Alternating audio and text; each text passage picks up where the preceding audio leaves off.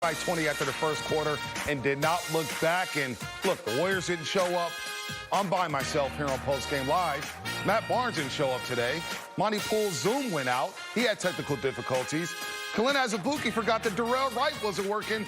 And my man Chris Mullen went home. That's how bad the game was. So you will be with me all throughout the show. Unless somebody can get a hold of Chris Mullen here on Warriors PostGame Live presented by Toyota. The Warriors didn't show up. Mullen's got, wait. I'm back. Oh, you back? Yeah. Man, you left me. Everyone else left. I mean, come on, Some never man. showed up. My bad. I'm locked in. You're locked in now? Yeah. All right, Mullen's back. Whew, hallelujah, because everybody else didn't show up, including the Golden State Warriors in the first quarter. Let's take a look at that as the Warriors were down 20. Mullen, you good? The game went. The Lakers were the more aggressive, more physical team. More alert and aware offensively and defensively. And you're not going to stop LeBron James in the open court, one of the most devastating players in the open floor. The turnovers were ugly, 11 in the first half, as the Warriors were never able to get into this one. But, hey, some positives out of this game. We'll talk about Pascal and his 18 off the bench a little bit later. But chasing Wilt Chamberlain for being the leader in all-time points in Warriors history. Chasing Chamberlain, Curry now 360 points behind Wilt Chamberlain, and he should break that at some point this year, Bullet. Anytime you're in the same conversation with Wilt Chamberlain, you're making history. And that's what Steph Curry keeps on doing with his scoring. The way he does it is so unique in NBA history. So Steph Curry, you know, as long as he plays, he's just going to keep passing all these incredible historic stars in the NBA. It just shows you what a great career he's had to this point. And what's really encouraging when you watch a game like tonight, how well LeBron is still playing deep into his career. I see Steph Curry doing very similar things into his 40s. Yeah, struggle from the field here. Staples Center, 2 for 7 for the three-point line. Can never get on track, but he did have that 4-point play, as you saw a little bit earlier there. And there's something about Staples Center where Curry struggles against the Lakers, not the Clippers. We'll break that down in just a second here. But he was never able to get back on track as the Lakers sent him doubles early and often, forcing other guys to score. And defensively, it looked like the Lakers had this game circled after losing that 19-point lead back on January 18th when the Warriors stole that victory 115-113. Lakers looked locked in, and the Warriors, it just seemed like they weren't ready for that intensity. Coming off a 3-game winning streak, a season high, and being 4 games over 500, we thought they were ready for that breakthrough. This is a little speed bump for the Warriors as they head into the All-Star break with 2 left. Just a speed bump, and I think you're right, Bonte, and Fitz mentioned it pregame. I think the Lakers had this game circled. They knew they blew that game. They had a 19-point lead at home, so they wanted payback for that. Steph Curry, as far as playing against the Lakers, the Lakers are one of the best defensive teams in the league. They have very good matchups for him and different looks. They start with Schroeder on him, right? And he can get into him in the backcourt, make it tough for him, like 94 feet. They have KCP. Caruso. All these different type looks they can throw at him. So they do a good job with their length and their physicality.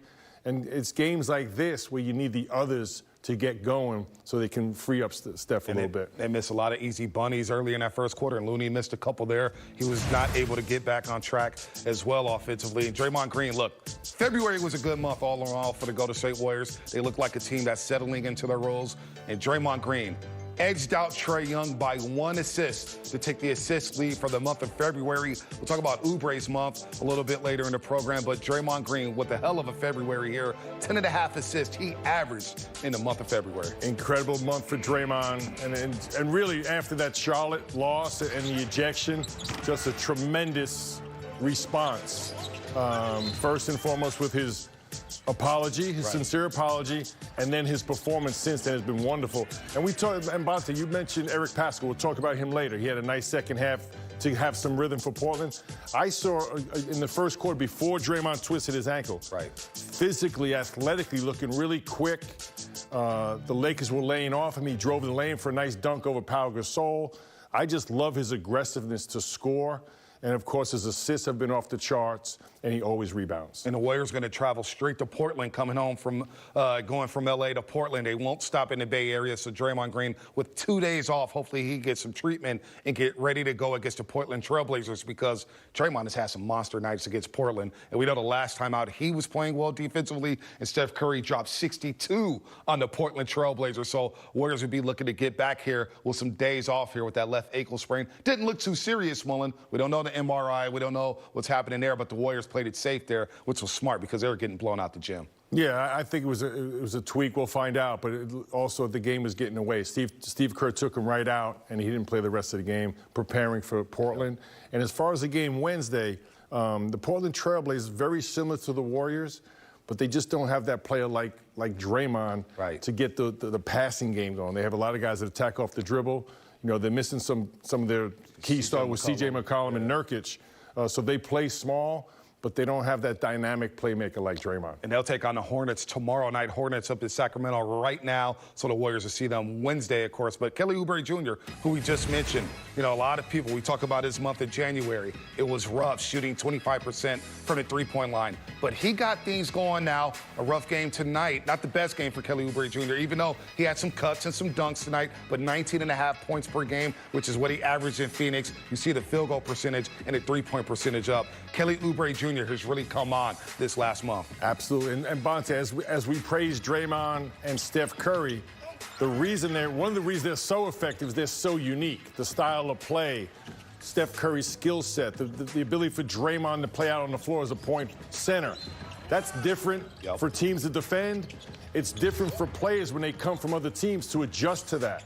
So while that adjustment was going on for Kelly Oubre, he maintained an incredible defensive aggression, always guarding the opposing's one of the best perimeter players.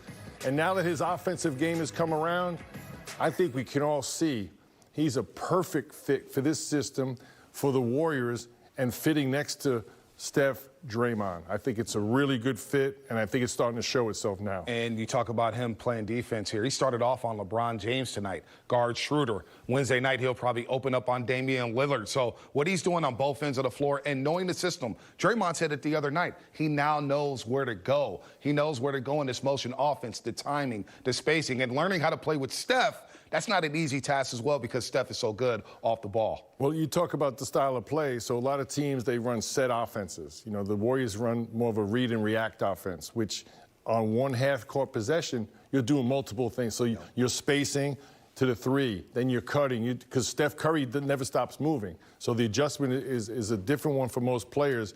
But now Oubre, the thing that really sticks out, his defense, yes, he's an incredible athlete. When he back cuts, we saw that last game against Charlotte, 6 dunks in the first half. Back cuts, he gets in the paint. Not only does he his explosive jumper, he's just a quick finisher. And he uses that same athleticism on the defensive end. Yeah, he's getting the rebounds too as well, getting up and grabbing them, averaging 7 for the month of February. As we take a look at the updated Western Conference standings, not too many changes here. They fall into a tie with the Denver Nuggets. We'll see if the Denver Nuggets, I believe they're going to have 3 games postponed before the All-Star break due to R.J. Hampton being in health and safety protocols for COVID-19. So Denver may be out for the rest of the first half of the season, but they'll play Portland Wednesday night, San Antonio lurking around. We'll see about them. Of course, Phoenix on Thursday night. So the Warriors, look, they get blown out tonight by the L.A. Lakers. You look at the film, you try to get better, but they're right where they want to be, right where a lot of people expected it to be. Heck, a lot of people expected it to be like 18-18, maybe under 500. They're in a good spot right now, Bully. Yeah, no question. You look at the standings there, between 5 and 10 is all bunched up, and that's going to change game to game for the rest of the second half of the season. And, you know, you would think Denver and Dallas will get hot at some point. So I think, you know, you can make a case at this point in time the Warriors have overachieved. You know, and I think now that they found they're playing their best basketball, they're setting themselves up to have a really strong second half. Yeah, they finished the season with 6 straight home games after this brutal stretch coming up here. Portland, Phoenix, out of the break. They'll take on the Clippers, Utah Jazz, and, of course, the L.A. Lakers back at Chase Center. Well, what does Steve Kerr have to say about this blowout victory? Let's see if he shows up. Yeah, does he show up? Somebody show up. More coming up on Warriors PostGame Live, presented by Toyota. Warriors PostGame Live is presented by Toyota. The Warriors lose their first game. They were on the 3-game winning streak. Of course, that gets snapped What did Steve Kerr have to say about this blowout victory? I'm going to ask Wooly later, what does a coach say after a blowout victory? Well, let's hear from Steve Kerr on this tough loss to the LA Lakers. Yeah, Steve, what aspect of this was like most disheartening?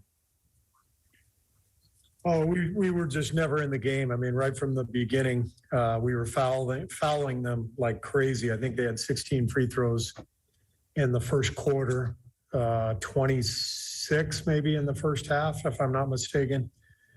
And then we got destroyed on the boards and we turned it over. I mean, we had no chance from the very beginning. We weren't ready to play, and they came out and played a great game. So just a very disappointing night overall. Steve, you think Draymond's ankle is okay? Yeah, I talked to him at halftime. He said he didn't think it was too bad. Steve, was there any indication that the team was in a situation where it could be ripe for a letdown? No, none at all. Coming in here, having won 3 in a row, feeling pretty good about things. Everybody in good spirits. So this was very, very surprising for me. But I've been in the league long enough to know, too, that there's going to be a handful of games every year that are sort of inexplicable. And this is one that you don't spend too much time on. You flush the toilet and you move on. Toilet. You guys have had big comebacks this year, though. I mean, did you feel at any point, hey, maybe there can be a rhythm, or did you know basically first quarter, like it's just not happening? Well, there was a period sort of late first quarter where we got a few hoops and a couple stops, and I think we cut it to 8 or something. It was, went from 16 or 18 down to 8 late first quarter, and it felt like, okay, we can settle in. But that feeling went away really quickly. So I never felt like we had any traction in the game whatsoever. Going back to Draymond, having a 29-point deficit at halftime, that I would imagine factored into the decision not to play him. I think he was ruled out even before that. But regardless, we're just talking semantics at this point. Coach, what is the biggest lesson of this big loss against the Lakers? I'm sorry? Go ahead. What is the biggest lesson about this big loss against the Lakers? Stop fouling. Steve, given that you guys were coming in on a defensive high, especially through the month of February as well, do the fouls as a trouble spot, does that kind of catch you off guard? Yeah, we had gotten much better with that, Gareth, over recent weeks. And so it was disappointing to kind of go down that hole again. And it started right from the very beginning. We reached on one of the first plays of the game on a drive, and they had shot, I think, 10 free throws by the time the first time out came, and felt like anyway. So, that was just disappointing because, we've talked ad nauseum about defending without fouling and rebounding and taking care of the ball. And we didn't do any of those things tonight. They blew up some of your guys, off-ball stuff that had been working so well. How much harder can that be against like a veteran team? Like I think LeBron had a couple like anticipation steals on it. Well, they're the number one defense in the league for a reason. They've got really good personnel. Even without Davis, they're a big, strong team. And LeBron is a genius defensively. He can play center field and he knows what's coming. And they did a really good job of being physical. I didn't think we got much penetration. We didn't get the ball into the paint very well at all. And they sort of took us out of everything we wanted to do. What do the next 2 days look like for you guys? Is there a chance you'll get a good practice Tuesday, or will that still be pretty low? Yeah, that's the plan. Tomorrow we'll be off, and then Tuesday we hope to have a really good practice here before we head to Portland. you switched up that second unit with Juan in there. I imagine it's kind of hard to have any takeaways from this game, but did you? Any thoughts on that second unit? No takeaways, really. The game got away from us early, and so we didn't plan on, going into the game on playing that unit to start the second quarter, but the game sort of necessitated it, and so we went with that group, and it didn't matter. Nothing we did worked tonight. Well, Steve Kerr said, look, there's nothing to take away from that basketball game. You take the film, you flush it down the toilet, and you move on. As a former coach, Mully, do you agree with Steve Kerr there? Absolutely, Bob. And I told you last week when I interviewed Patrick Ewing, there was a game when I was a freshman, down 41-9 at halftime. My Hall of Fame coach, Carnesecca, said you took a big at half on the Madison Square Garden's floor, used the second half to clean it up, and we'll get back to work. So that's basically what Steve said. I totally agree with him. There's only one thing to do with this tape. What's that? What's that, buddy? Flush it down the toilet. Rip the film up. Don't even show it. And you know why that is? I'll tell you why. And that's not avoiding that you played a terrible game. Right. But they've been playing great basketball. Yep. They really have. This is the best they've played. They've had great chemistry. Their defense is improving. And you got a day off tomorrow, a nice sharp practice on Tuesday in Portland, and get ready for that Trailblazer team. All right, man. Flush it down the toilet. Flush it, baby. What about James Wiseman's performance? He's probably going to want to flush that one down the drain as well, right? Fouls out of the basketball game. Really didn't get into a rhythm. Look, the 8 rebounds look good on Wiseman's stat line, but 2 for 7 from the floor. It just didn't look like he knew what to do offensively against this tough Lakers defense. Yeah, and at halftime I said, you want this bench to find some rhythm. It was really Eric Paschall and James Wiseman. Wiseman, he was active. But he's really a product of how the team plays at this point in time for his offensive production. Defensively, I thought, again, he got a few cheap fouls, made a few bad decisions. So overall, not a very good performance by James Wiseman. But he's a kid tomorrow that he can get some work on his body, right? Do some strength work. And then on Tuesday, get some confidence, he gets some rhythm to his game. I think he has a good matchup in Portland. Yes.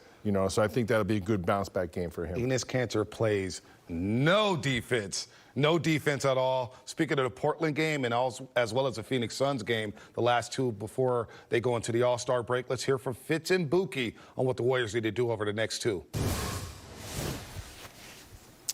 Well, the Laker game's a turn-the-page game. All Lakers, all night long. So you look forward to 2 days off, and then Portland, Phoenix. And I think for the Warriors, Damian Lillard, Steph, we saw Steph get 62. But this is one where if there's ever a team that needed 2 days off, it's the Warriors right now. This kind of game tonight can keep you humble, which is a good thing. You turn the page, like you're saying, and really prepare for Portland. This is a pretty good offensive team, not the greatest defensive team. So if you move the ball, stay patient, you can really get what you want offensively, and we've seen that from Steph as he did get 62 against him. But on the other side, Damian Lillard, I'm sure he's probably going to come out aggressive, looking to get other people involved, but get his own, his pick and rolls, execute the defensive game plan, just staying away from mistakes and being solid, playing without fouling, some of the things you struggled with tonight. You want to see bounce back and improvement in all of those areas. Yeah, the Warriors also likely to be able to have a practice. The schedule hasn't really allowed that. They've had one home game in 24 days. They got to feel like they're living out of a suitcase, but with 2 non-game days, might be able to have a practice and tighten up a few things that maybe have slipped a little bit. And in seasons like this, you kind of look forward to those days when you can sweat a little bit, go against each other, have a little fun, maybe play some games, and just get out and work out some things on the court, right? For the Warriors, a lot of times you're in game and you're working on stuff, or you have to watch film and try to think about it and picture it in your head like, oh, how do we do this better? We don't have time to really work on it against game speed. All right, coming up here, we're going to have a little fun, a little game we like to call mulling it over. And no, we're not going to mull over the decision-making in tonight's game. We're going to mull over something else happening in the NBA. You'll want to stay tuned to that right here on PostGame Live, presented by Toyota. Warriors PostGame Live is brought to you by Comcast Business, keeping you and your business connected. When every connection counts, you can count on Comcast Business. Learn more at ComcastBusiness.com. It's time to mull some things over. Mulling it over with Chris Mullin, of course, the Hall of Famer, Olympic gold medalist. And we're not going to mull over this game against the LA Lakers, Willie. Well, that's in the past. We flushed that already. We flushed it down the toilet. We're going to mull over some decisions that are happening in Houston, Texas with the Rockets. And we got to mull some things over here when it comes to some dollars and cents. What we have? Victor Oladipo? That's right, Victor Oladipo, now a Houston Rocket, was with the Indiana Pacers, but traded, of course, in that three-team deal with the Brooklyn Nets, Pacers, and Rockets. And look, he's playing okay. Look at him with the three. He's got some athleticism. He's come back from some major injuries here. Oladipo is a nice player. However, the Rockets offered him a 2-year, $45 million extension. Oladipo said, no, I'm not signing that. I'll rather be a free agent in the offseason. And this is after James Harden basically said, $103 million over 2 years. I could become the first $50 million player in NBA history. Nah, I'm good. So, Mullin, what's up with these decision makings here? Is this the right decision for Victor Oladipo? So you said, Bonte. So Victor Oladipo from Indiana University. Yep, Indiana. Right, had a very good career at the Indiana Pacers, all-star guard, traded to the Houston Rockets. Mm-hmm. Now you're saying he just turned down $45 million. James Harden turned down $103 million. $103 million. So what's that, 148? That's 148. St. John's Education. $148 million worth of nose? Yes. First of all, Houston, we have a problem. Okay, that's the first thing.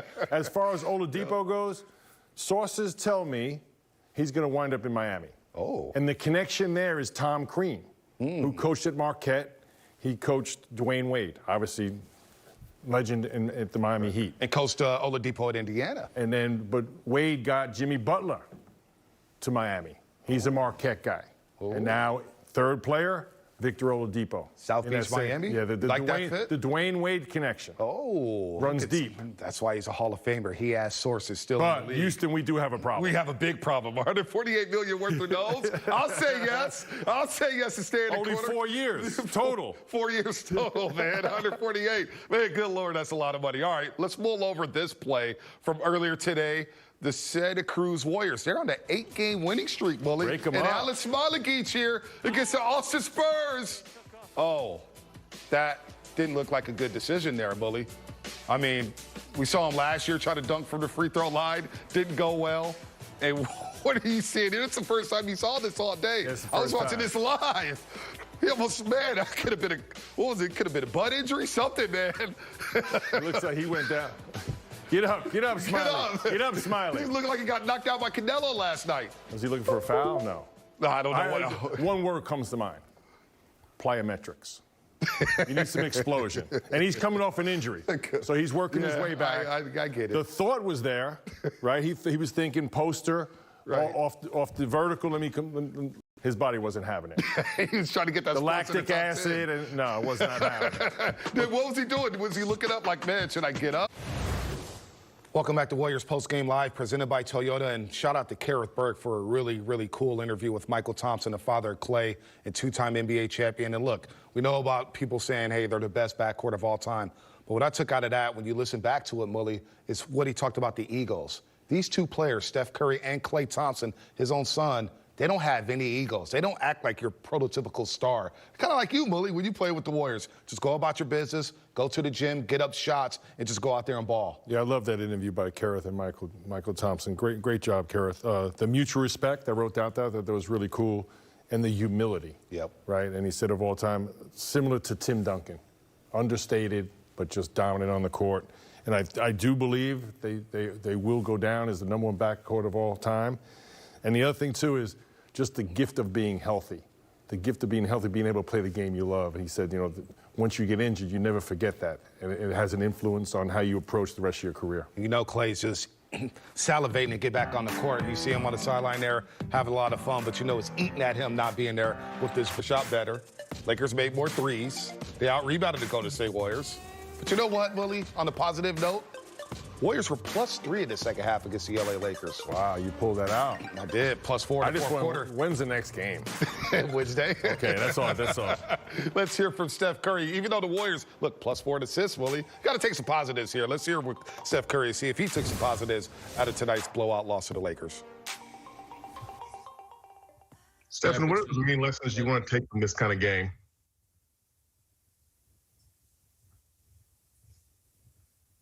I think the biggest thing, Draymond said it a little bit at halftime. We have to remember that even when we're playing well, we won 3 in a row. You know, teams still one of, a lot of memories from the last 5-6 years. So I think a lot of that is you have to, against the really good teams, those disciplines that separate a good team from a great team have to show up. Carrot that said at the beginning, like we've done a great job of not fouling teams, and then you give the best defense in the league, set possessions and easy points, and they thrived off of that, and they brought a little bit more energy in the first quarter. So those little things that we can control, can't control makes and misses every night, but you can control being smart, defensively not fouling. You can control your energy and your effort and your competitiveness. And we've done a really good job of that. And all of a sudden tonight, we didn't have any of it. So it shows in the score. To what Draymond was telling you guys at halftime, do you think that'll ever fade as long as you are still in the league because of what you guys accomplished? Probably not. And that's a great thing because hopefully we're back, where we plan to be. So, no. Steph, does losing to LeBron James' team mean something different, or is just one more game? Just one more game.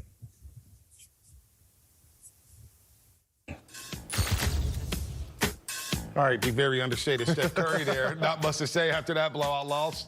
Awesome. And Grant left Mitch tweet. He's a Twitter expert. He loves tweeting, Mully. You got to get on Twitter one day because you could tweet a GIF out like that. That's basically what the game was about. Just, awesome. You almost left. I'm glad the Outsiders made it because, as you guys see at the beginning of the show, Mully left me. He was halfway across the Bay Bridge. Came back, though. Came back, though, like a true Hall of Famer. Yeah. And the Outsiders, they stuck around, too. I'm actually really surprised you're here right now. Oh, look. I'm actually surprised that that's the tweet that we showed because I liked another tweet from yours. Which one? From your account. After the game, you said, what should we talk about on Warriors Outsiders tonight? The Golden Globes, the Santa Cruz Warriors, or nothing at all? Yeah. We're going to reveal those poll results. Oh, okay. At the beginning of our show. That's really exciting. Whatever wins in that poll is what we're going to talk about on our show tonight. Should I vote right now? No. It's save it for the show. That's a tease. Okay. I like the results. So this is good. So, if nothing else, if we don't talk about those three things, we'll just talk about the poll results. No, this was a game, like Steve Kerr said, we're just going to kind of toss it in the trash can or down the toilet or something like that. What should I do? Yeah, we're gonna do that too.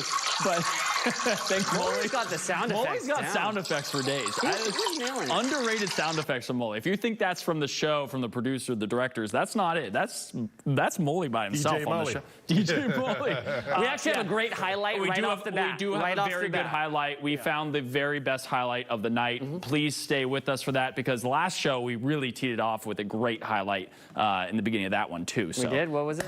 Damien. All right, everyone. Back to these guys. There's a highlight from that game? Yep. You'll see. You'll see. You'll see. I'll be waiting on that one, fellas. Outsiders presented by Fit Aid.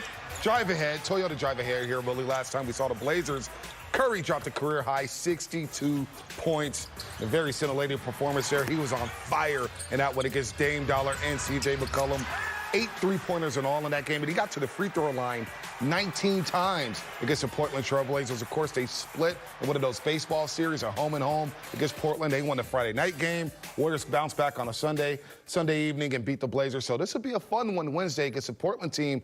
They're off tonight. They'll play Charlotte tomorrow. Charlotte coming off a back-to-back. But the Blazers have lost 4 in a row, and they seem to be scuffling without C.J. McCollum and Yusuf Nurkic. Running out of gas here before we get to the All-Star break. Yeah, and Steph Curry, very poised and composed post-game comments and right on point.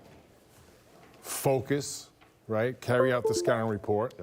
Control the things you can control. It's not the makes and misses. It's defensive tenacity without fouling, and get back to the way they were playing when they just had their 3-game win streak. So they're all good. They just need a day off, regroup.